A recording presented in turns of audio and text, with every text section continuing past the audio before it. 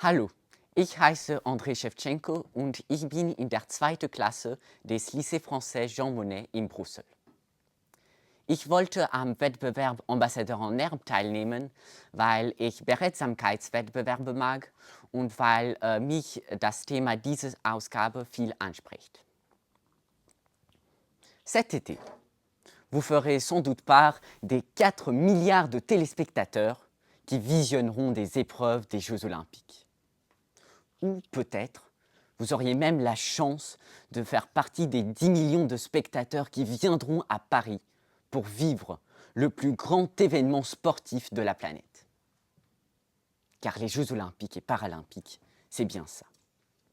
Au cours des années, ils sont devenus un trait d'union entre les peuples, à travers leur universalisme et leur mondialisation.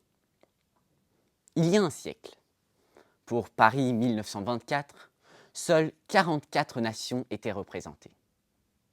Cette année, il y aura plus de 200 délégations qui viendront participer aux Jeux olympiques et paralympiques, soit plus de comités nationaux olympiques que de pays membres à l'ONU. Les Jeux olympiques sont ainsi plus qu'un simple trait d'union entre les peuples. Ce sont 5 cercles d'union, d'après le symbole des JO, représentant l'union des 5 continents autour du sport. Cet objectif de rassembler toutes les nations du monde a été inclus dans la charte olympique en 1958. Les Jeux olympiques et paralympiques contribuent ainsi à une fraternisation des peuples, à travers le vécu commun pendant plusieurs semaines et les cérémonies d'ouverture, de fermeture, du relais de la flamme olympique.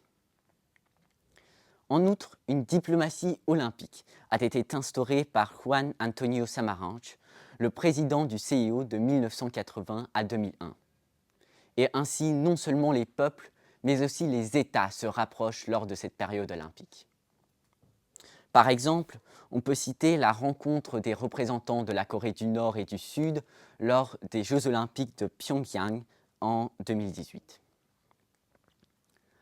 S'il y a des liens entre les peuples qui sont créés, il y a aussi des liens parmi les peuples.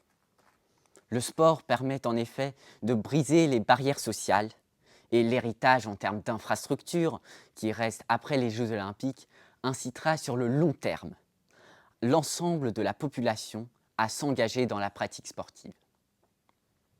En outre, des programmes pour la jeunesse, comme Génération 2024, ont été créés pour faire baigner la jeunesse dans cette culture physique et sportive. Le meilleur exemple est bien le concours d'ambassadeurs en herbe auquel nous participons aujourd'hui, car il a pour thème les Jeux olympiques et le sport cette année. Les sportifs à mobilité réduite sont aussi inclus à partir de 1960, date de création des Jeux paralympiques. D'un autre côté, les Jeux olympiques demeurent une compétition, non seulement entre athlètes, mais aussi entre pays, car un classement est établi à l'issue des Jeux olympiques et paralympiques entre les États. Et gagner au JO représente une hausse de l'influence et du soft power d'un État. Des peuples entiers vibrent alors pour leurs représentants, espérant de voir leur victoire. Il existe aussi une compétition pour l'attribution du droit à organiser les Jeux, une sorte de JO avant les JO. Un droit qui est réservé aux pays capables de fournir l'infrastructure et les mesures de sécurité nécessaires. Ainsi, aucun pays d'Afrique n'a encore eu le droit d'organiser les Jeux olympiques. Il existe aussi des pays exclus pour des raisons géopolitiques, tels que le Guatemala pour l'instabilité de son comité national, et la Biélorussie et la Russie à cause de la guerre en Ukraine. Finalement, les Jeux olympiques sont nés en Europe, et l'essence des Jeux est restée profondément occidentale.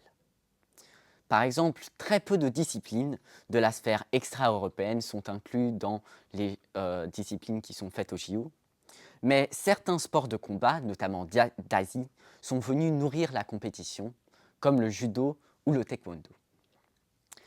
Les pays en développement, pénalisés à cause du manque d'infrastructures, peuvent ainsi profiter de ces sports afin de se hisser dans la cour des grands des Jeux olympiques. La Côte d'Ivoire, par exemple, a décroché 3 de ses 4 médailles de l'histoire des JO grâce au taekwondo, pour reprendre cet exemple.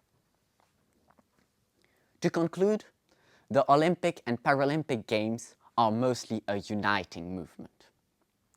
Even though it remains a competition, it is an event of worldwide scale, which unites people and nations from all over our planet.